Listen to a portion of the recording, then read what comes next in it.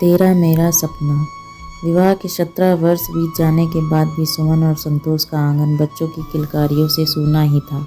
बहुत झाड़ फूक ओझा बाबा सबको दिखाकर हार चुके थे और हैसियत से ज़्यादा रुपया भी पानी की तरह बहा चुके थे। दूर के रिश्ते की काकी ने उसे एक टोटका और कुछ उपाय करने को बताया। वह सब भी करके देख लिया। निराशा और हताशा दोनों ही बुरी तरह से घिर चुकी थी।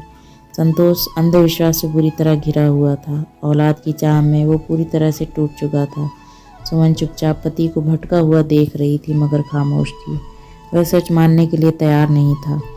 उसकी खुददारी, उसका स्वाभिमान इस बात को अपनाने के लिए तैयार नहीं था कि कहीं कुछ कमी उसमें भी हो सकती है।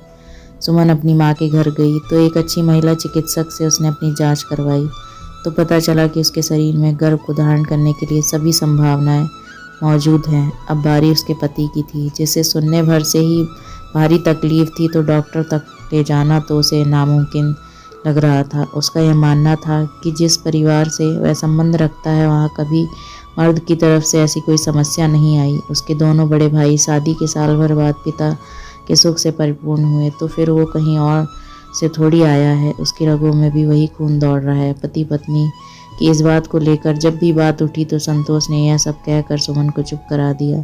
सुमन बस ईश्वर से प्रार्थना करती कि हे ईश्वर, किसी तरह इनकी सोई हुई बुद्धि को जगा। और देखो, नवरात्रि का समय, अष्टमी का पावन दिन। सुमन काम वाली बाई की मदद से कई आसपास के घरों से छोटी बच्चियों को न्योता दे आई। संतोष भी कन्या पूजन की रस्म में पत्नी के साथ पूरी तरह आ खड़ा हुआ। सभी बच्चियां कतार में बैठी थी। तभी दरवाजे की घंटी बजी तो सामने एक महाशय नन्ही सी गुड़िया को गोद में लिए हुए खड़े थे। अंदर आते ही बोले, अरे जनाब, आपकी श्रीमती हमारी बिटिया को तो भूल ही गई। संतोष ने बड़े आदर से उस महाशय को अंदर बिठाया। उनकी नन्ही सी बेटी का पांव धोकर अभिनंदन किया। धीरे धीरे सभी कंजक खा पीकर घर चली गई। सुमन चाय बना लाई। उस महाशय ने अपना नाम सौरभ बताया और बताया कि वह एक इंजीनियर है। अब वो अपनी निजी ज़िंदगी की बातें करने लगा। बातों बातों में उन्होंने बताया कि उनकी शादी के 10 साल बाद संतान का सुख मिला। पहले कुछ वर्ष तो बच्चे से दूर भागते रहे और जब परिवार बनाने की अभिलाषा जागी तो बच्चा जैसे आने को तैयार ही नहीं।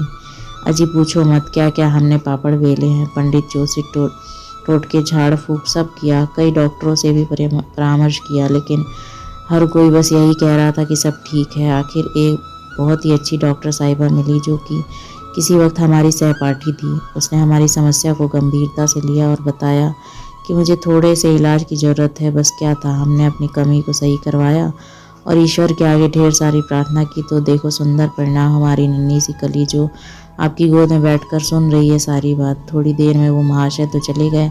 जाते जाते संतोष के दिलो दिमाग को भी झंझोड़ गए। वो सोचने लगा, एक अजनबी जो पहली बार हमारे घर आया और कितनी सादगी से अपनी कमी को भी बता गया, और एक वो है जो खुद को पकड़ कर बैठा है। क्या मैं अपने बच्चे के लिए इतना भी नहीं कर सकता कि जाकर पता करूं कि कहीं कमी मुझ में ही तो नहीं है। सुमन पति के चेहरे के बदलते रंगों को पढ़ रही थी। भागकर सौरभ के पीछे गई। उस डॉक्टर का पता लिया।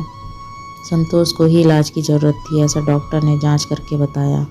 इलाज के कुछ महीनों बाद जब सुमन का खट्टा खाने का मन किया तो पति पत्नी दोनों की आंखों में आंसू बह रहे थे।